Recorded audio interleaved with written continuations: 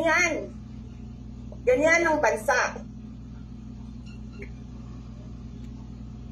This country is going to hell because we are led by a person who doesn't know how to be a president and who is a liar. Alam niyo anong pruweba ko na sinungaling siya? Tinanong ko, dalawang businessman. Matagal na sa negosyo ng bigas. Because I was concerned. This is a campaign promise. 20 pesos na kilo ng bigas.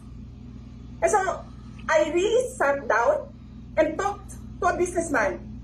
Sabi ko, sabihin mo sa akin kung magagawa ba yung 20 pesos.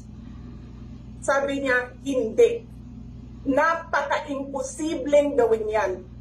Because more than 20 pesos ang cost.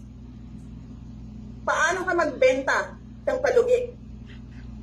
So, tinanong ko, nagsinungaling ba siya nung sinabi niya? And then, he said outright, yes. It's either he did not know what he was talking about, that's so incompetent, or he was lying through his teeth to get the votes of people. Ang ina ninyong lahat, Martin Romualdez, Lisa Marcos, Bongbong Marcos.